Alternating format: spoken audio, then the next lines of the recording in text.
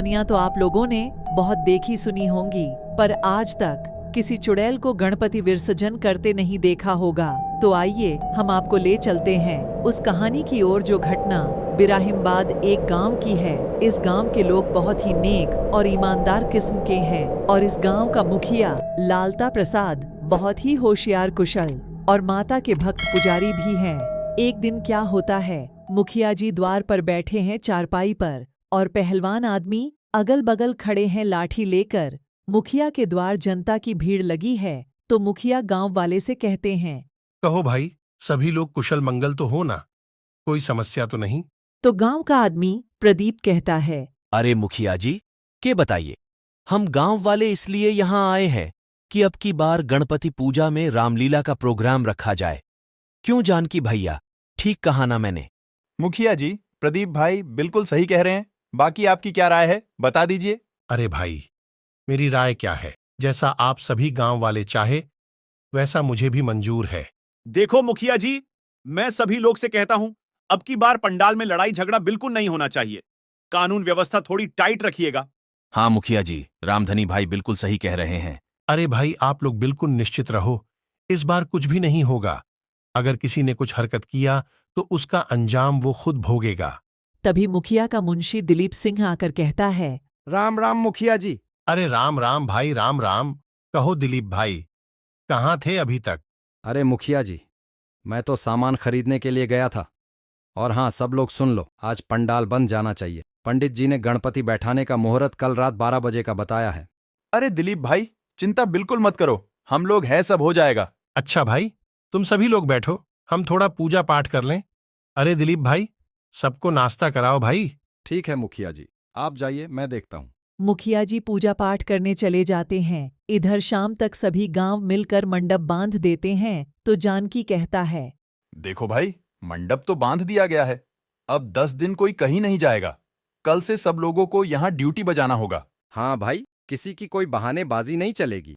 और सुनो, कल रामलीला वाले आ रहे हैं। अब 10 दिन तक रामलीला चलेगा।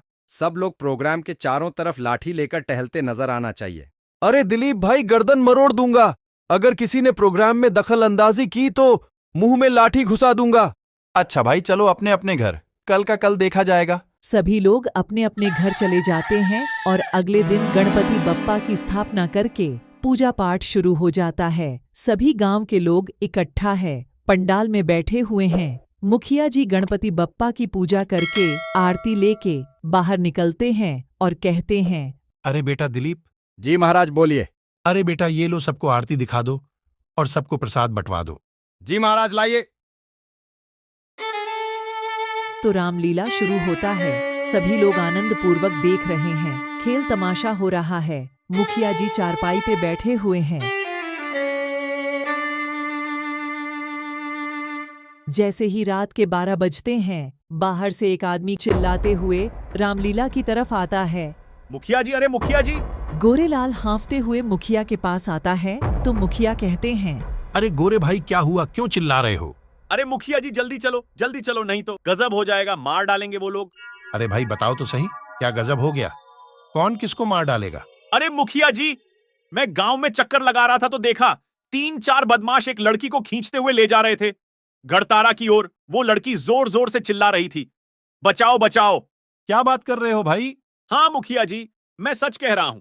अरे भाई, बंद करो रामलीला, बंदूकें लाओ हमारी, चलो जल्दी से। सभी कमेटी के लोग लाठी डंडा लेकर मुखिया के साथ दौड़ पड़ते हैं। क्यों री, बहुत अपने आप को माधुरी दीक्षित समझती ना? अब क्या करेगी बोल? देखो, मुझे छोड़ दो, मैं आपके आगे हाथ जोड़ती हूँ। मैंने आप लोगों का क्या बिगाड़ा है? क्या बिगाड़ा है? साली इतनों दिनों से हमें तड़पा रही थी, आज तुझे नहीं छोड़गे। अरे यार विजय भाई, जल्दी करो, नहीं तो कोई आ गया तो सब गड़बड़ हो जाएगा। अरे यार रामदेव भाई, मैं तो कहता हूँ मारकर फेंको साली को और निकलो फटाफट यहाँ से। अरे क्यों मुझे मार रहे हो? छोड़ दो, मैं आपके पांव पड़ती हूँ। अरे चुप, चंदन भाई पकड़ो साली को। लड़की को मारकर फेंक देते हैं वही तालाब में और भाग जाते हैं। तभी मुखिया गांव वाले को लेकर पहुंच जाते हैं। देखते हैं लड़की मरी हुई है तो मुखिया जी गांव वालों से चिल्लाकर कहते हैं, गांव वालों देखो, बदमाश ज्यादा दूर नहीं गए होंगे, पकड़ो सालों को। गांव वाले चारों तरफ ढूंढने लगते हैं, पर कहीं पता नहीं चलता। बदमाशों का तो सभी वापस आते हैं। तो मुखिया जी कहते हैं, अरे संतोष भाई, क्या हुआ, कुछ पता चला? मुखिया जी कुछ पता नहीं चला, सब साले भाग गए। अरे दिलीप भाई, ये लड़की है कहाँ की लाए? कहाँ से है ये लोग? अपने गांव की तो नहीं है ये। मुखिया जी, ये लड़की मनोहरगंज की है, मैं जानता हूं, पर किसकी लड़की है मुझे नहीं मालूम। एक काम करो, सुबह होते ही इसके घर वालों को खबर कर दो, ले जाएंगे वो लोग, क्योंकि ये मैटर दूसरे गांव का है। सुबह होते ही उनके घर वालों को बुलाकर वो लड़की को उन्हें सौंप देते हैं। शाम होते ही फिर गणपति बप्पा की पूजा पाठ शुरू होती है। रामलीला शुरू होती है। रामलीला हो रहा है। मुखिया जी बैठे हुए हैं। तभी सुंदर लड़की का रूप लेकर चुड़ैल आती है। मुखिया जी राम राम। राम राम राम राम। अरे बैठो बहन, बैठकर देख है तमाशा। मुखिया जी, मैं यहाँ बैठने थोड़ी आई हूँ, मैं तो यहाँ नाचने आई हूँ। अभी अभी मैं बगल के गांव से नाच कर आ रही हूँ। अरे भाई ठीक है, बैठो, अभी बाद में नाच लेना। मुखिया जी, मेरे पास टाइम नहीं है, मुझे हर पंडाल में 10-10 मिनट नाचने जाना, और आप कहते हो बाद में नाच लेना। देखो, कहो तो नाचूं, नहीं मैं चलती हूँ। अरे यार, बड़ी मुश्किल है। ठीक है, नाच लो भाई। अरे भाई, जरा इसे 10 मिनट दे दो, नाच लेने दो भाई। सुनो, मैं डीजे गाना पे डांस करूंगी, डीजे गाना बजवाओ। अरे यार, रामलीला में डीजे गाना कहाँ बजेगा? हेलो, डीजे गाना मतलब भक्ति गाना, पर डीजी में हो। अरे यार, लगा दो भाई, कोई भक्ति गाना हो। डीजे पे राधा कान्हा वाला गाना लगा देते हैं। चुड़ैल खूब नाच रही है। गांव वाले चुड़ैल का डांस देखकर खूब मजा ले रहे, तालियां बजा रहे हैं। जैसे ही गाना खत्म होता है, चुड़ैल अपने रूप में आ जाती है। नाचते नाचते गांव वाले चुड़ैल को देख डर कर भागने लगते हैं। अरे भागो भागो चुड़ैल चुड़ैल। अरे बाप रे, ये चुड़ैल कहाँ से आ गई, भागो। पूरे पंडाल में अफरा तफरी मच जाता है। मुखिया सभी लोगों को कहते हैं, अरे भाई रुको, क्यों सब लोग भाग रहे हो? अरे कुछ नहीं होगा। कोई नहीं रुकता। सारा पंडाल खाली हो जाता है। खाली मुखिया और उनके पहलवान और मुंशी दिलीप रहते हैं। तो मुखिया गुस्से में चिल्लाकर कहते हैं, अरे ये हरामखोर चुड़ैल, क्यों यहाँ मरने आई है? सारा माहौल खराब कर दिया तूने। ऐ मुखिया, मैं यहाँ मरने नहीं, मारने आई हूँ। हरामखोर चुड़ैल, तू मेरे पास आकर मुझे ही चुनौती दे रही है। जानती नहीं मैं कौन हूँ? जानती हूँ मुखिया, जानती हूँ, इसीलिए तो तेरे पास आई हूँ। किस लिए आई है मेरे पास? क्या चाहती है तू? बदला लेना चाहती हूँ अपने दुश्मनों से। बदला? कैसा बदला? कौन है तेरे दुश्मन? अरे बोलती क्यों नहीं? कौन मारा तुझे? कैसे मारी गई तू? मुखिया की बात सुनकर चुड़ैल रोने लगती है और कहती है, मैं यहाँ पास में जो आम का बाग है, वहाँ रात को आई थी दान करने। तभी ये 4 लड़के मुझे मिल जाते हैं। मुझे पकड़कर मेरे साथ जबरदस्ती करते हैं और मुझे खींचते हुए गढ़द्वारा पे ले गए और मारकर फिर फेंक दिया तालाब में। बताओ, मेरा क्या कसूर था? क्यों मारा मुझे? अरे तो कौन है वो लोग? कहाँ के हैं चारों लड़के? मुखिया, वो चारों लड़के तेरे गांव के बगल के हैं। मैं उन चारों हत्यारों को जिंदा नहीं छोड़ूंगी। अरे तो जाना, ढूंढ ढूंढ कर मार में क्या कर सकता हूँ। ऐ मुखिया, तू मुझे इंसाफ दिलाएगा। अगर तूने मुझे इंसाफ नहीं दिलाया तो सारे गांव में तांडव मचा दूंगी। मेरा दिमाग खराब मत कर। ये देवी की कसम, मैं चाहूँ तो तुझे अभी के अभी भस्म कर सकता हूँ। मुखिया की बात सुन चुड़ैल रोने लगती है और कहती है, मुखिया जी, मुझे बताओ, फिर मैं क्या करूं? कैसे मैं अपने दुश्मनों से बदला ले सकूंगी? अरे नाम तो बता, कौन है वो लोग?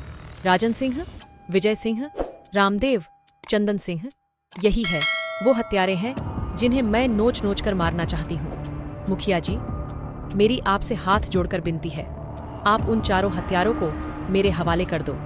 मैं कसम खाती हूँ माता रानी और गणपति बप्पा की, इन्हें मारकर मैं गांव छोड़कर दूर चली जाऊंगी, कभी नहीं आऊंगी। अरे भाई, मैं कहाँ खोजूं? उन्हें कहाँ मिलेंगे, कहाँ नहीं? अच्छा ठीक है मुखिया जी, अब तुम गणपति विसर्जन करना और मैं उन चारों के खून से विसर्जन मनाऊंगी। मैं जाती हूँ। अगले दिन सभी लोग इकट्ठा होते हैं तो कहते हैं, अरे मुखिया जी, जल्दी से पूजा पाठ कर लो, अब ज्यादा रात तक रुकना अच्छा नहीं है, हमें डर लग रहा है। अरे भाई, कुछ डरने की बात नहीं है, बेफिक्र होकर रहो।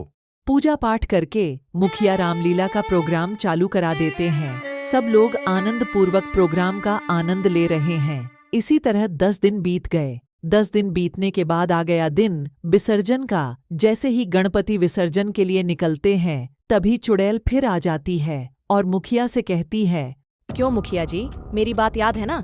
चुड़ैल इस बार किसी को दिखती नहीं। देखो मुखिया जी, वो देखो ये वही चारों लड़के हैं, पर इन्हें अभी यहाँ नहीं मारूंगी। पहले गणपति बप्पा का विसर्जन कर लो, फिर मैं इनका विसर्जन करूंगी। गणपति का विसर्जन पसौर के पास एक जलाशय है, उसी में जाकर विसर्जन करते हैं। विसर्जन करके सब लौट आते हैं, पर उन चारों लड़कों को चुड़ैल पकड़ लेती है और कहती है, क्यों रे हरामजादो, तुम लोग कहाँ जा रहे हो? अरे बाप रे, ये चुड़ैल कहाँ से आ गई? अरे बाप रे, भागो। अरे कहाँ भाग के जाओगे बेटा, अभी तो पिक्चर बाकी है। अरे चुड़ैल, क्यों हमको परेशान कर रही है? अच्छा भूल गया इतनी जल्दी, अभी सब पता चल जाएगा। चुड़ैल सभी को पानी में डुबा डुबा कर मार डालती है और कहती है, मेरा बदला पूरा